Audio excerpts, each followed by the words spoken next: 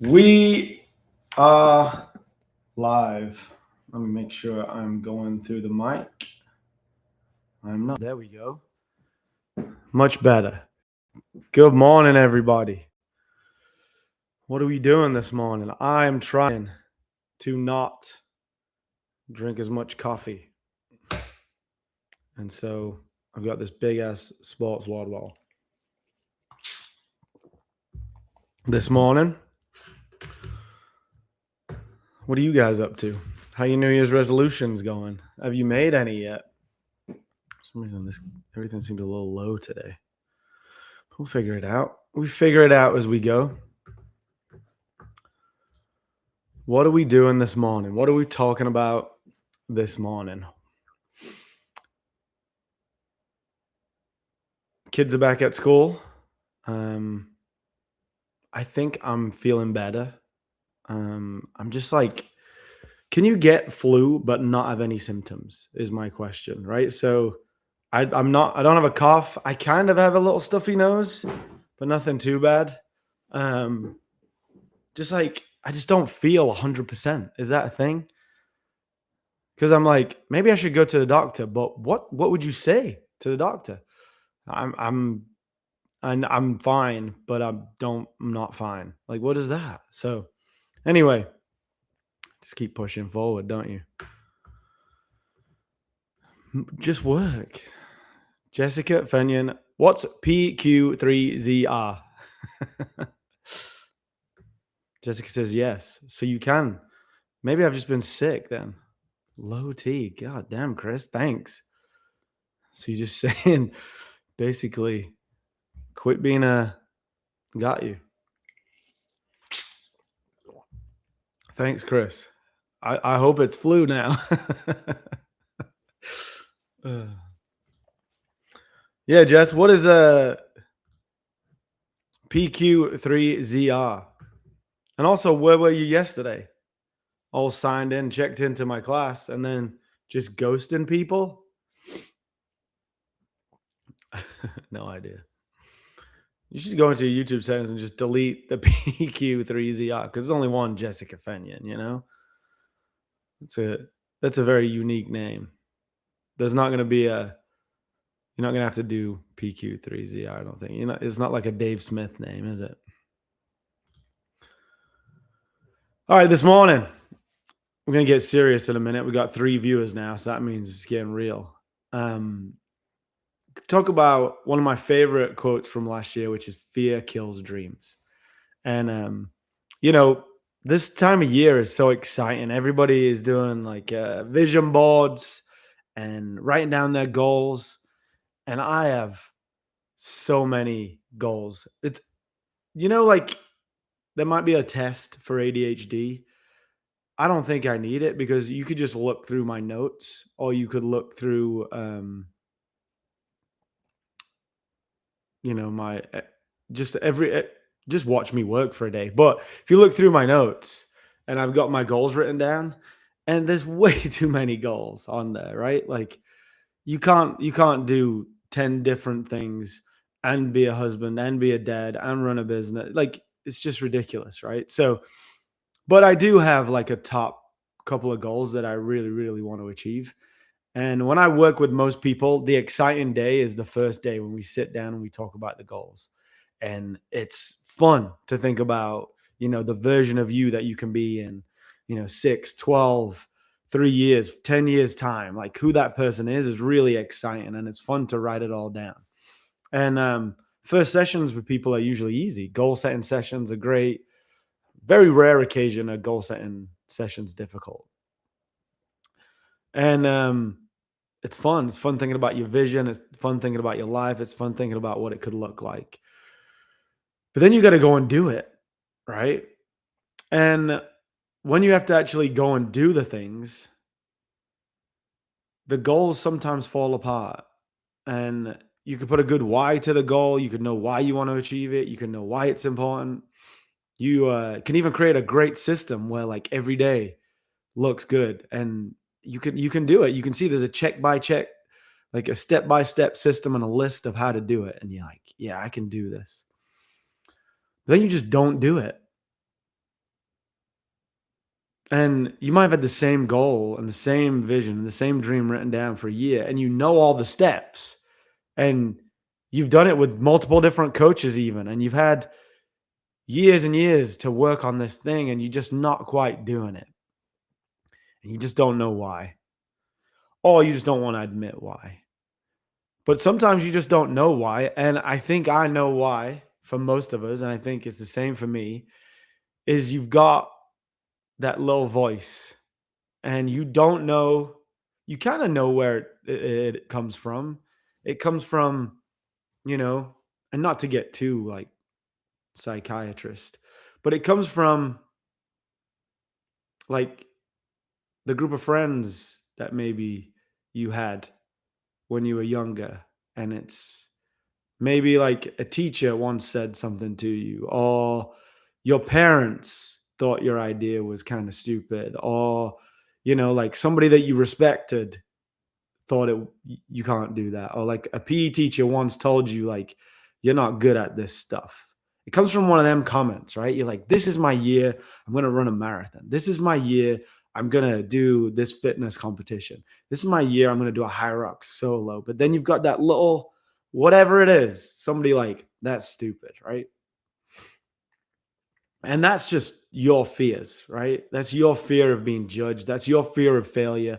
That's your fear of other people not accepting it. And then it comes down to a real fear of maybe you can't do it, right? Maybe there is a real fear in there. It is going to be scary. If you have a big goal and a big dream, it is going to be scary. So there's your fears. And that's what kills your dreams. It's the fear. It's the fear of failure. It's the fear. It's the imposter syndrome. It's the fear of being judged by people that you respect. It's that voice of your parents, your coaches.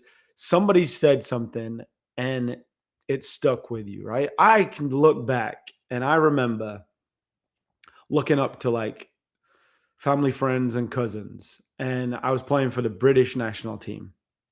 And I think I was like 12 years old. And I remember somebody saying, why do you play basketball? Why don't you play football? And it was somebody that I respected. And it was somebody that I'd looked up to since I was like 5 or 6. Like it was, somebody really close. And that comment still, it stuck with me all the way to being 39 on stuff like that. I was like, why do you play this? That's not an English sport. That's an American sport. Why do you play that? And like, look where I am now. I'm in America. It brought me to America. I got a scholarship. I was a professional athlete. Like, but I still remember that comment of like, why do you do that? It's kind of stupid. And I think in some ways, some people that like were even in my friendship group when I was growing up even thought like, just play basketball. Stupid. You should play football, which I mean soccer, right? Growing up in England. And so things like that, they stay with you for a long time. And I have a master's degree in psychology, but I don't enjoy getting into like where stuff came from and like traumas and all that stuff because like everybody's got that stuff. You don't want to be stuck saying this person did a mean thing or my mom never loved me or all that stuff when you're like 70 years old. That's not going to help you achieve your goals, right? In my mind, it's like we got to identify the fears and then we've got to like find a way. Either they're real and you're not going to do it because that fear is too much for you, or we're going to find a way around it. And my favorite way to do that, after we get through the goal setting, after we put a why on your why you need to achieve them goals and them dreams, after we establish a path for you to get there, after we look at the budget on how you can do it and how it all makes sense, we've got this beautiful, perfect plan that I work with people on. I do this with athletes. I do this with business owners. I do this with anybody that wants to do it, right? So what I love to do, we get to my favorite exercise, and it comes from Tim Ferriss, and it's called fear setting, right? So instead of goal setting, it's fear setting. So instead of just saying like, I'm going to achieve these goals, I'm going to use all this motivation and I'm going to fight through it and I'm an absolute beast and I can do it. We take a minute and we say, why would I not do it? What are the things that really are holding me back? and we go into an exercise called fear setting. And it's one of my favorite things to do because without this, you're probably going to be stuck, or there's going to be things that you never thought of. Because if you have a real big goal and you have a real big dream and a real big vision this year, it's going to get really hard. And there will be these things that you maybe haven't written down and maybe haven't acknowledged that you have to fight through. So you got to define your nightmare. What is the worst thing that could happen if you did what you're considering? What doubt, fears, and what ifs pop up as you consider the big changes you can or need to make? Now, that's not as exciting as goal setting. It's not as exciting as a vision board. It's not exciting as all the other things that you want to do in January. But I think it's one of the number one things you can do once you've got that vision set. Because defining the nightmare means that you really will know if you want to do something. And you've got to envision them in like painstaking detail.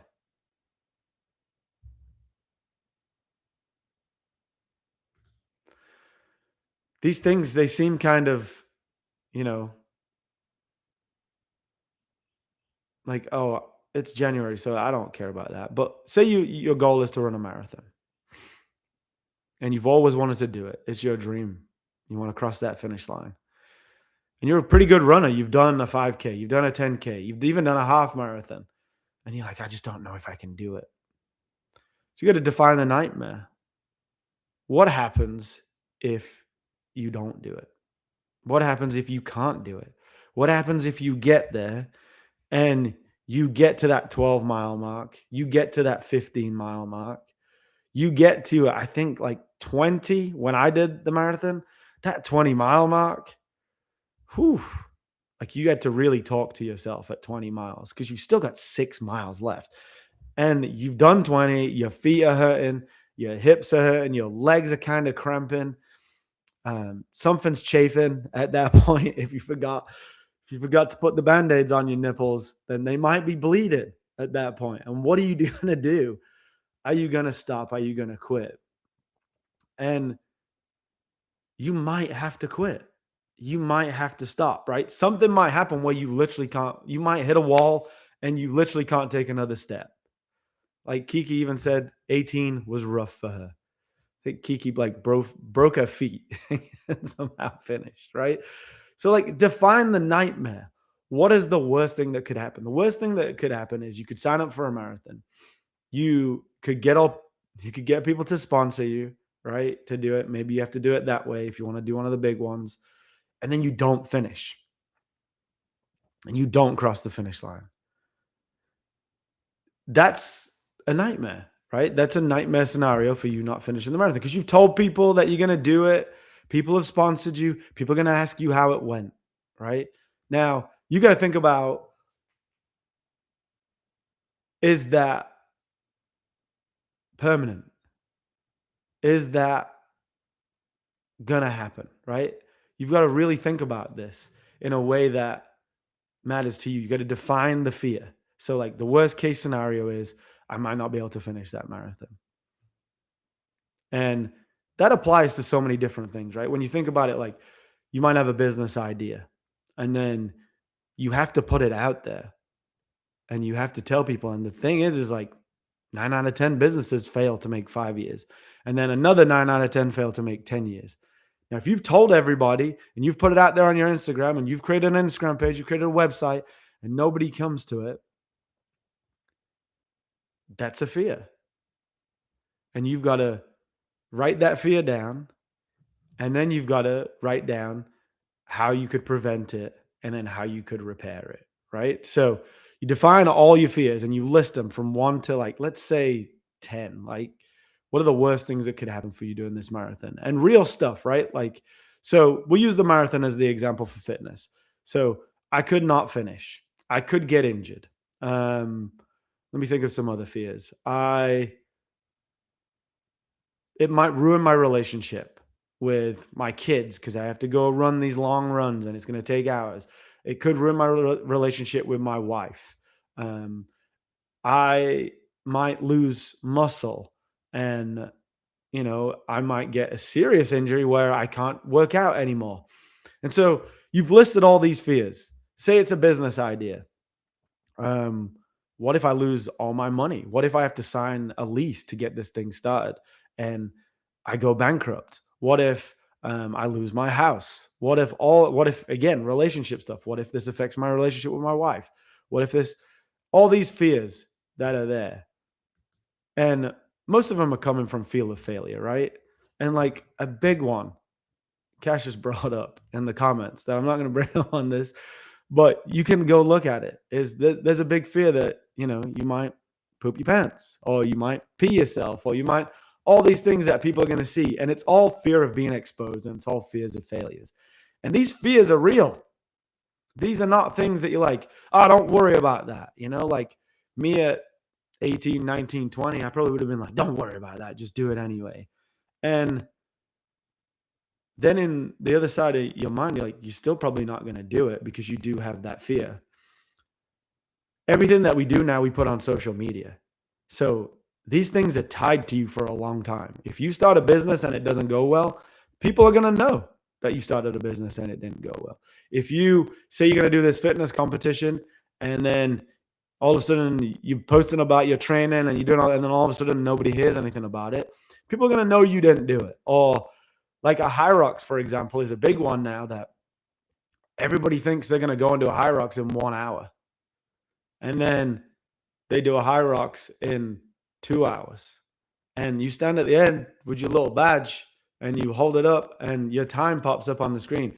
If you have friends that have been talking about a Hyrox and how they're going to crush it, and then they don't post the picture with the badge and the time, it's because they don't want to show you their time.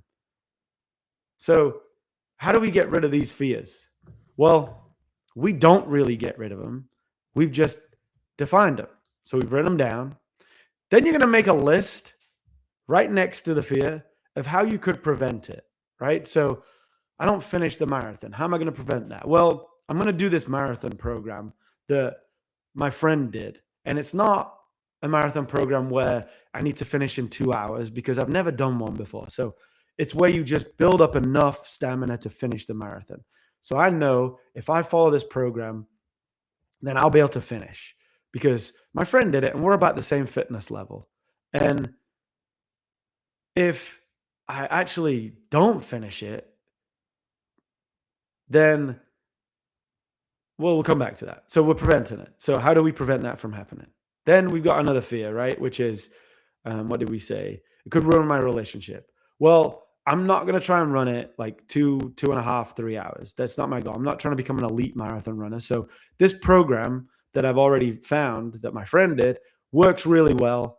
And I only have to run like twice a week. And I already go to the gym this many times a week. So I should be fine. All them fears. Then what if it does happen, right? So you defined it, you found a way to prevent it, but what if it does happen? How do you repair that?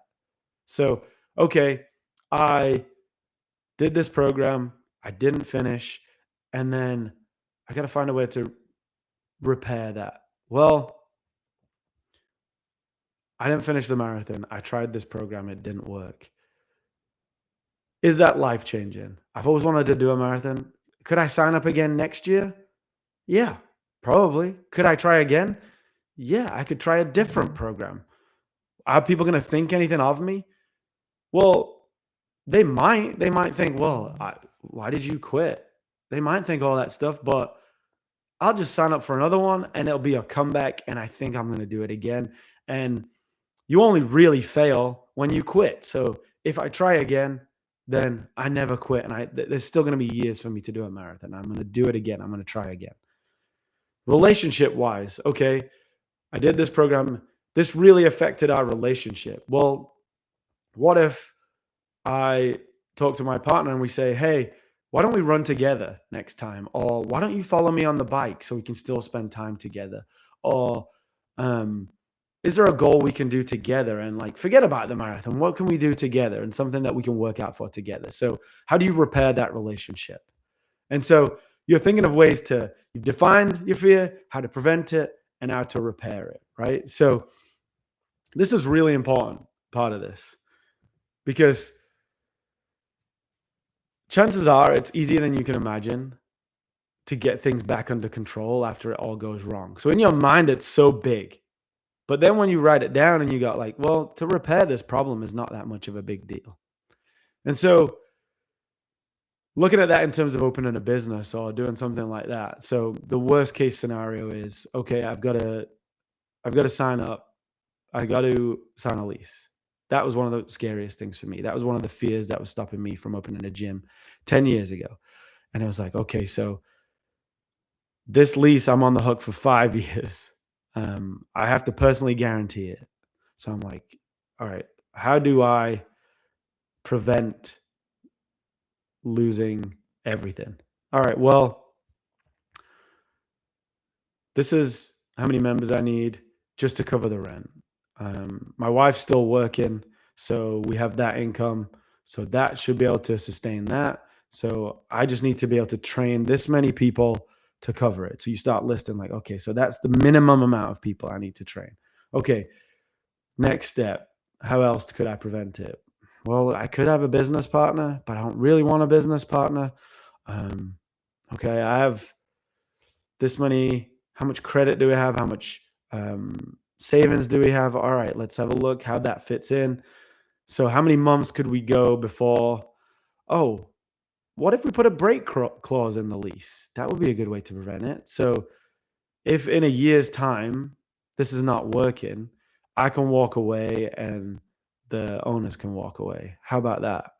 And that was one of the things that we did put in our lease, and that was a big deal, and that was hard to fight for, but that made it possible for us not to go bankrupt the first time we did it, right? It was like, I think it was a 2-year break clause or something like that, because most businesses are not where you want them in 1 year. So it's like at the 2-year point, if we're not where we're at, we can both walk away.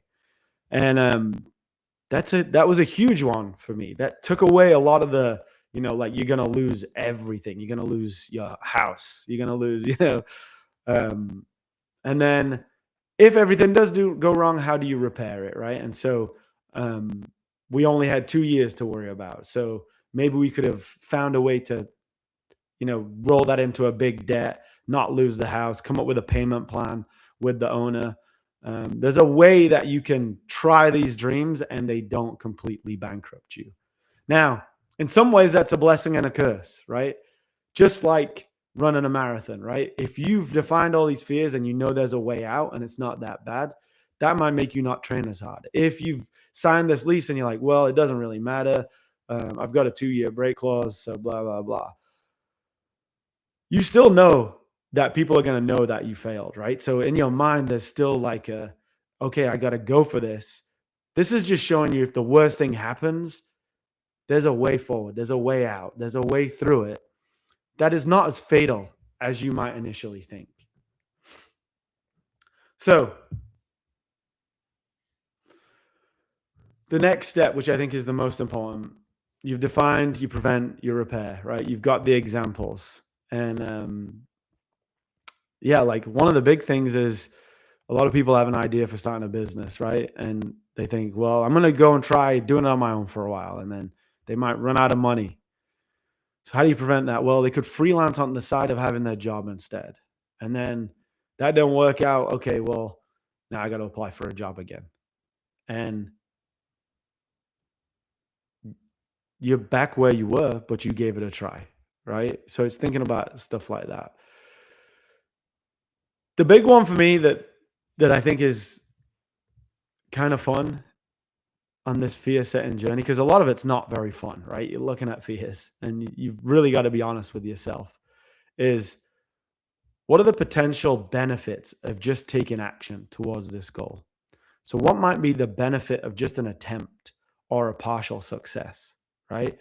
So you've got to assess these as like minimal impact, like that's not really that important, to like a very significant impact on your life. So if I never tried to open a gym, then I would have, over this last 10 years, never learned the skills of being a business owner. I never would have learned if I had the ability to do it on my own. I wouldn't have built all the relationships with all these amazing athletes, coaches, people that I consider family now, right? I wouldn't have that. And the biggest one for me, when me and my wife sat down with a lease in front of us, was I can't, in 10 years' time, if we don't sign this lease, I will be very disappointed that I didn't know what if. What if we tried it? What if we went for it? Right. And this goes back to, for me, wanting to be an NBA player, right? I came to America with the dream of being an NBA player.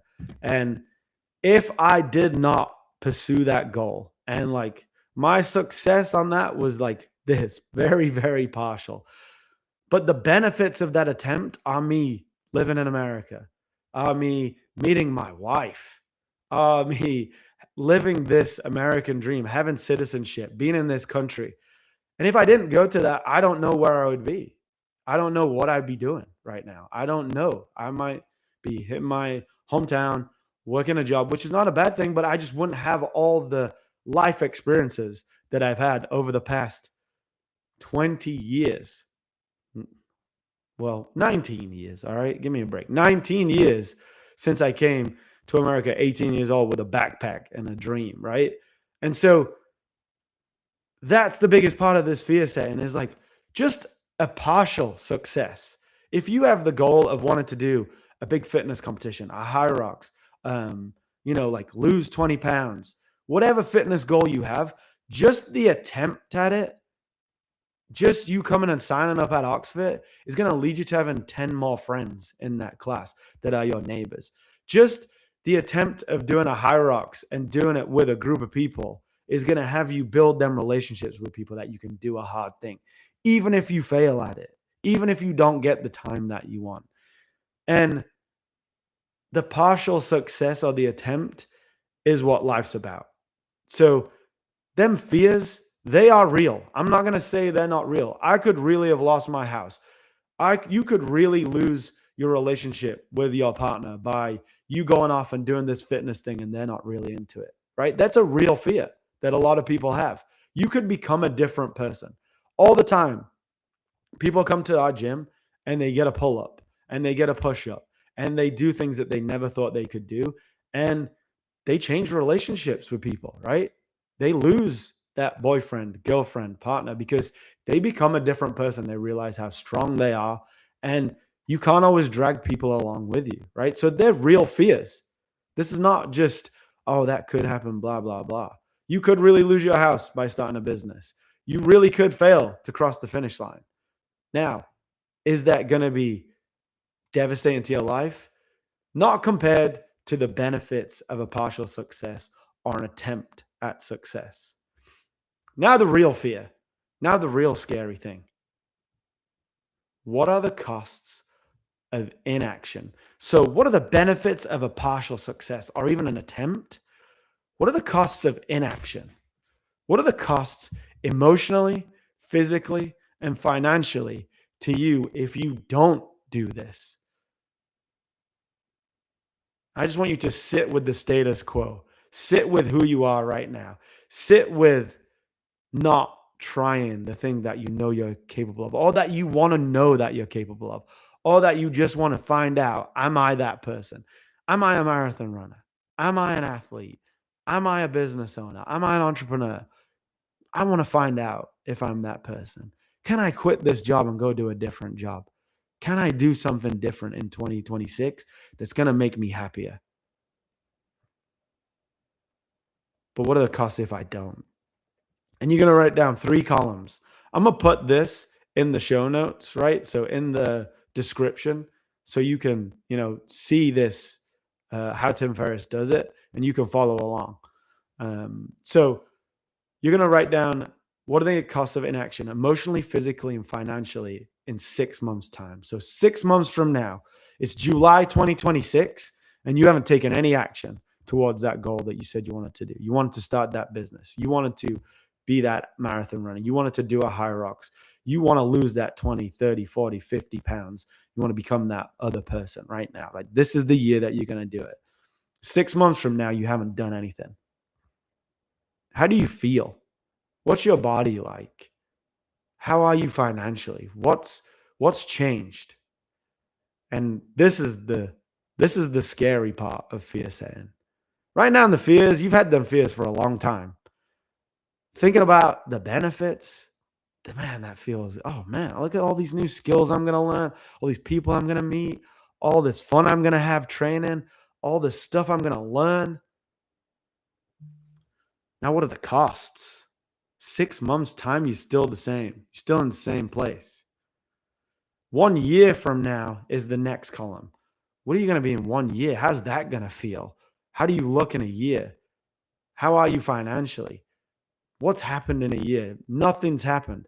Some of you are thinking about this right now, and you had these same goals start of 2025. So you know how that 1 year feels. You know what you feel like. You know financially you're not in a better position. And you've done nothing to change it. How does that make you feel? And this is real fear. Stopped you from doing the things that you know you're capable of, or you even think you're capable of, or you might have a chance of achieving. And now 3 years, it's 2029, it's almost 2030, and you haven't done something. You're still in the same place, the same job. You still haven't gone for that goal. You're still doing the same workouts, and you've seen your friends going to a Hyrox. You've seen your friends going to a fitness competition. You've seen your friends do a DECA, come back with the medal, post it online. You've seen people do a Hyrox, and they're getting better at it. They did 2 hours, then they did 1 hour 45, then they did 1 hour 30. Now they're going for 1 hour 15. That's crazy. That could have been you. You saw that person that started that business the same year you said you were going to start a business. You sat in a networking group with them, and you both talked about it. And now they're 3 years on, and they've got 2 locations. And you could have done that. How does that make you feel? What does that look like physically? What's happened to you? Are you more stressed? Are you less stressed? Are you starting to look like your boss that you said you're never going to look like? Does Barbara keep bringing in donuts and you keep eating them every week, even though it's Tuesday and you said you were going to wait till the weekend to cheat? Like, what does your life look like 3 years from now? And how do you feel?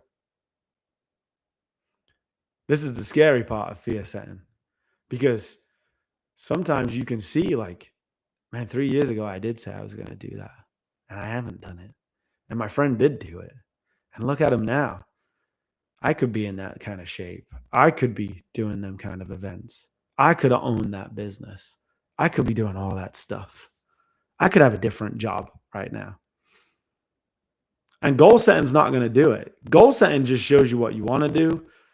Putting a why to it tells you why you want to do it, and really makes it like feel like a real thing that you want. You can make a whole step-by-step plan. And I go through people with this, but this is where everybody trips up, is them little fears. You just looked at them, you wrote them down, you see that you can prevent them and you can repair them. And the benefit of just a slight action drastically changes your life. You learn new skills, you meet new people.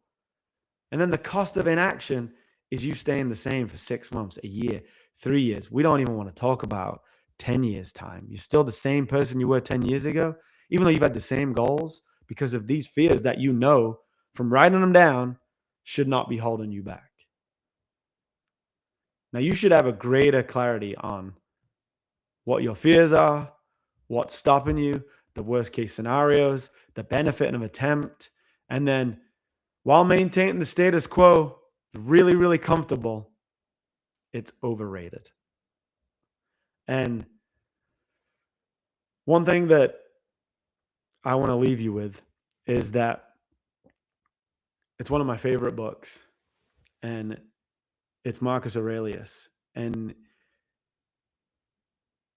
even back then, right, he's the emperor of Rome, and he's like talking to himself. This is his personal diary. And even he is writing down, why don't you want to get out of the covers?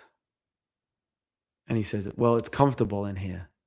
He said, but you weren't made to feel comfortable. You were made to do what you were supposed to do. You were made to get up, get out of bed, throw off the comforter, get out of your comfort zone, and go and do things. Go and build the life that you want. Go and do what you were supposed to do. Go and do the hard thing. If it's hard, find a way to do it, right? But don't do that blindly. Don't just throw yourself into them. Don't sign a lease without knowing that you can cover it. Don't sign up for a marathon you've never done, a 5K, right? Like, find a coach, start working with that coach on what your goals are, start tying a why to them, get a step-by-step plan, put that step-by-step plan together with your coach, somebody like me, Antodox.fit, and then we can go through the fears, and then we can get into the fears and see why you're not going to do it. And then we can write them down, and we can see what the benefit of us just working together and just trying it is. You were meant to become the person that you wrote down on them goals. Don't let fear hold you back. Fear is real. You are an imposter. You might not be able to do it, but that shouldn't be the thing that stops you, because just trying it, just going for it, just a partial success is going to make your life better. So let's find what them fears are. Let's work together and let's make them happen. 36 minutes in, you guys went quiet on me. I don't know if maybe I went a little bit too what we call it, too Ant Oxley on you, but that's what I enjoy working with people on, right? I love goal setting. I love working with you guys on your goals. I love setting targets. You guys have a full scorecard, or pretty close to a full scorecard right now after, 4 days of being an Oxfit. We have a makeup day tomorrow, so you can make it up if you miss one. And then we have one more workout on Saturday. I want to look at your scorecard and set them goals with you. But for some of you, it's not about setting goals. You're good at that. It's about the things that stop you, right? It's about them fears, and fears kill dreams. Don't let them fears stop you. I will put this in the notes. Actually, I'll put it in the chat right now if anybody wants it. And then what are some of the fears that are stopping you guys, right? Like, what are the things that are holding you guys back? Kiki says she's locked in. Cash is still here. Does that resonate with any of you guys? Thanks, Jess. See you at the gym. There's the thing if you want it, and I'll put it in the notes. So if you come back to the episode, you'll be able to see it in the notes.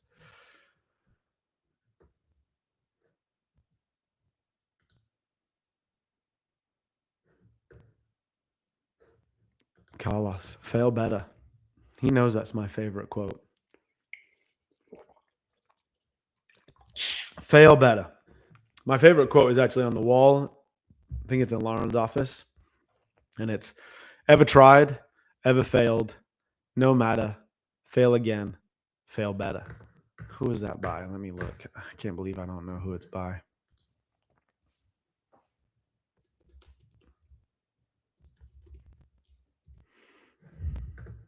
Samuel Beckett. Sorry, Samuel Beckett. I should have known that.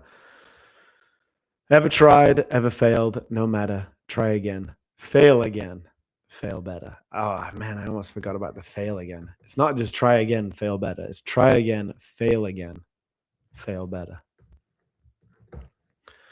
Kiki, I swear we've done this fear setting before. No fear, only feedback. Yes. Good. Okay, good. You can click the link. Good. Nice. Give that a try. And if you need any help with it, let me know. Ant@ox.fit. I was in a said, what are your guys' favorite quotes? Or I sent people on a run and I said, what is your favorite quote? And people came back and some people said, I don't have a favorite quote. And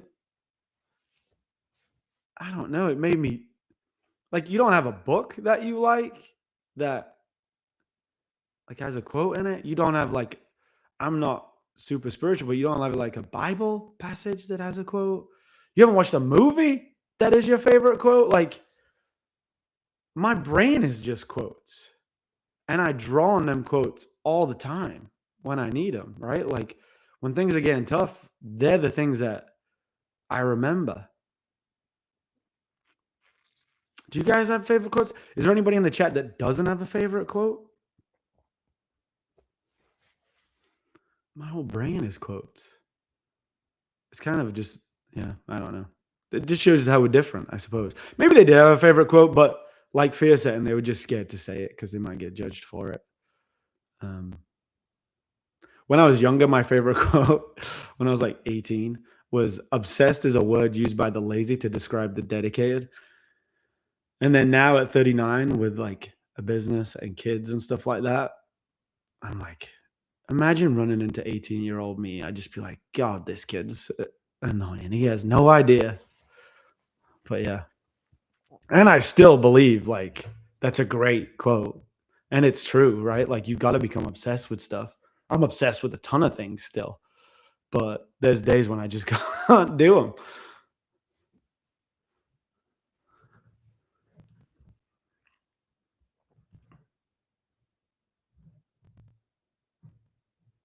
Oh yeah, that's my favorite one too. How you do anything is how you do everything. I love that one.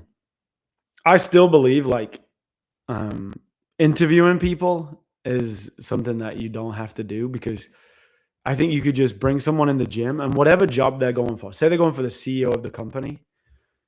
And I think this could apply to every job. It applies more to the gym just because it's like obvious. I could just say, "Hey, I need you to vacuum and mop the gym for me." And then um I just watch um I just watch how you vacuum it and how you mop it and how you leave it and like what you think is done. And I will know if you're a good fit for the company. And I think you could do that at every level. I don't think that's just like someone that's coming in to be a janitor. I don't think that someone's coming in to be a cleaner. I think that someone's coming in to be a coach, coming in to be the head coach, coming in to do all kinds of stuff, you know?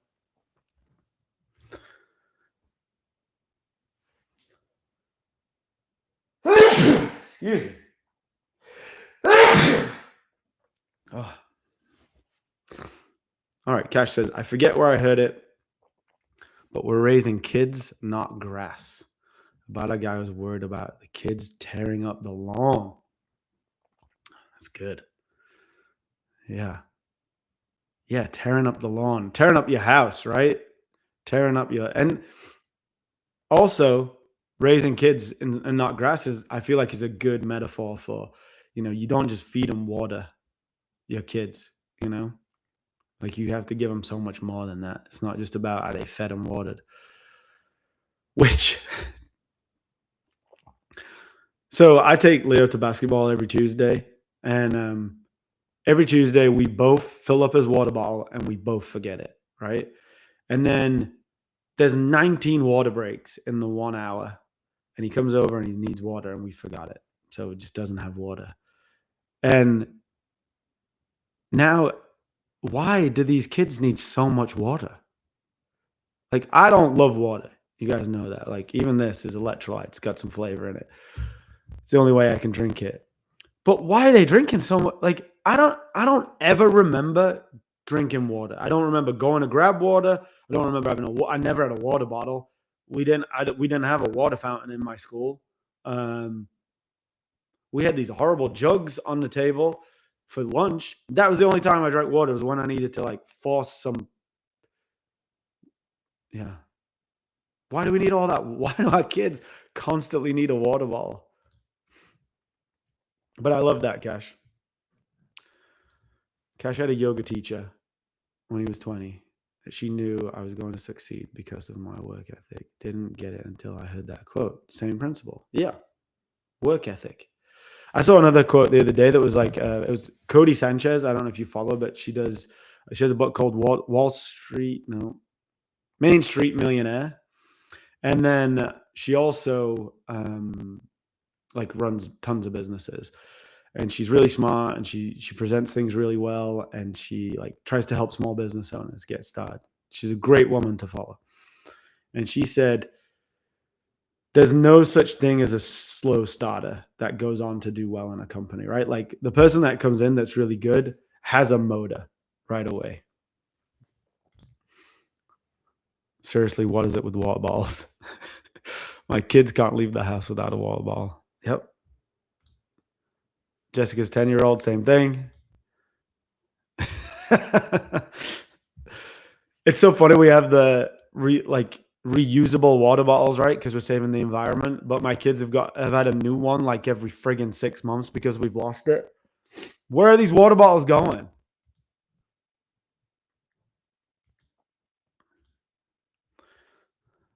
Where are all these water bottles going? I went to my kid did St. Paul basketball last year, and at the end of the year they said, "Please, can you go and collect your water bottles?" And it was a box. I swear it was giant, filled like it was overflowing with water bottles. And some of the kids, it was like, what was it, like 6 weeks maybe? I bet they brought a water bottle every week and they left one every week. So yeah, it's real good for the environment. These water bottles are good for the environment. So that you can always remember that. But yeah, do you remember drinking water as a kid?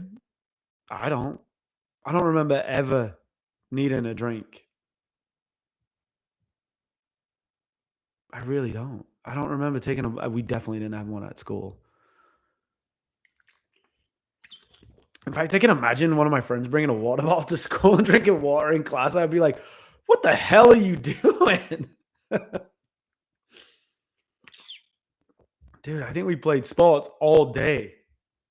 Well, that's all I did anyway. I know some people learned at school, but I just played sports all day and still don't remember having a water bottle. So you guys had water fountains. My school definitely did not have water fountains. And if they did, you would not want to drink out of an English water fountain. Like imagine, I think my school, the main building was from like had something on the wall like 1435 or something like that.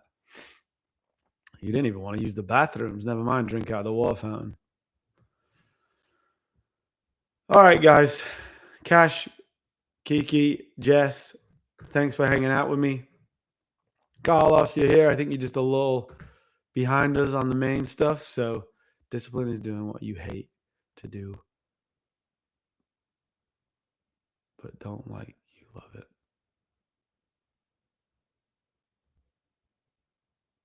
Love it. Water bottles are very American. Maybe. Yeah, you guys do love your water bottles.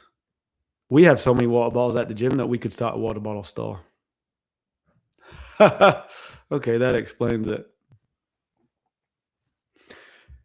Yeah, my son went to drink out of the water fountain at the playground the other day, and I was like, "Good luck with that." I didn't stop him, but I was like, "Dude, I would not do that if I was you.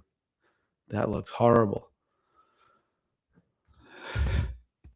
Let's leave you with that. If you want to avoid people knowing you're American when you travel, don't have a wall hanging from your backpack. All right, guys. See you all in the gym. Remember my email, anadox.fit. Let's set some goals. Let's get rid of them fears. Let's go have the best 2026 we can have. And remember, the benefits of a partial success or even an attempt far outweigh your fear of failure.